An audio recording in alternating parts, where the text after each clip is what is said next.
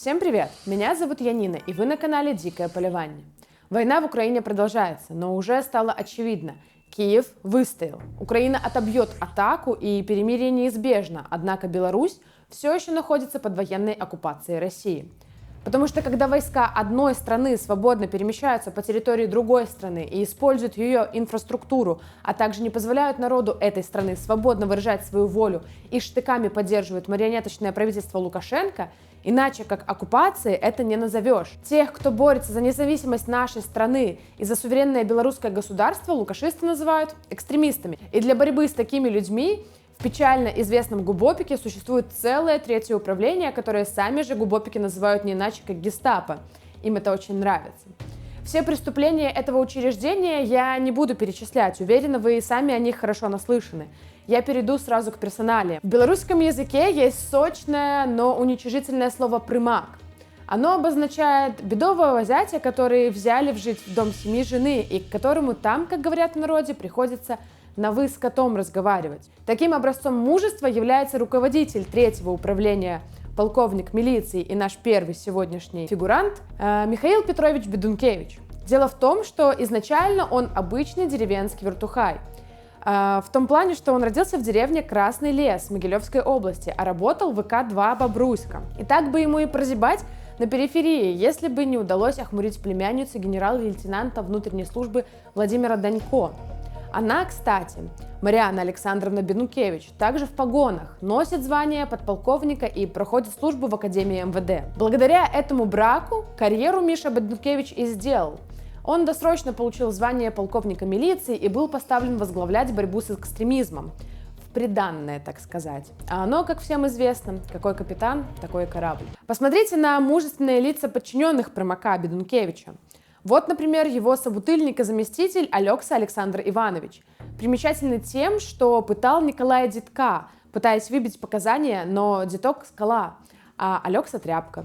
Причем обидчивая. За то, что один мужчина вполне справедливо написал в интернете в адрес Алексы, цитата, «нужно ему морду расквасить», тот немедленно побежал в суд и начал требовать 5000 рублей компенсации. Наверное, вместе с Бедункевичем их и пропили, пока жена последнего была на работе и не видела. А то же заругает и своими родителями пожалуется, так в звании разжалуют. А вот еще один отважный борец с экстремистами, капитан Филипп Андреевич Каратюпа. Но без отца подполковника на пенсии и его связей капитанить Каратюпа мог быть только вслед за русским военным кораблем. Как офицер он бездарность, погоны только благодаря кумовству.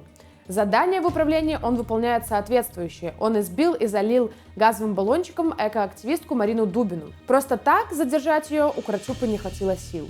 Или вот еще один причастный к пыткам над Николаем Дитком подполковник милиции Иван Тарасик. Во время избиения анархиста он говорил, цитата, «Повезем тебя в лес, разденем и посмотрим, чем ты женщину удовлетворяешь, или ты можешь только языком». А дальше угрожал самому Дитку изнасилованием дубинкой.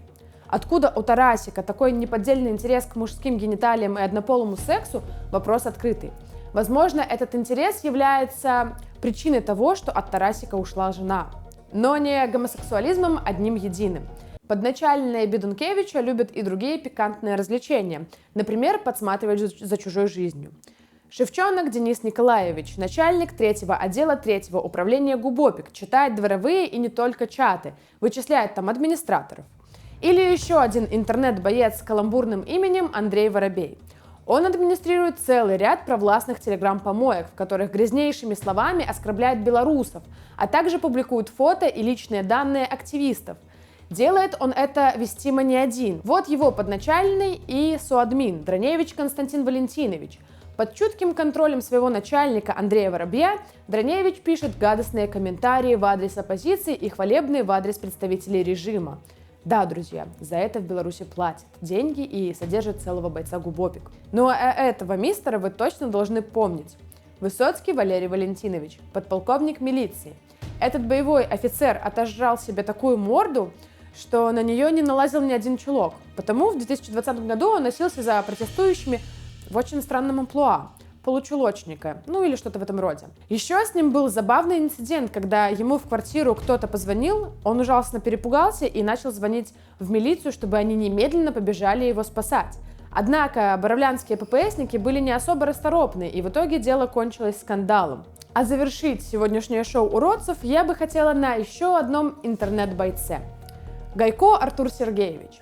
Этот персонаж тоже занимается вычислением администраторов протестных чатов и телеграм-каналов, но что особенно характерно, в этом деле ему помогает его жена в девичестве Утыра, Карина Сергеевна.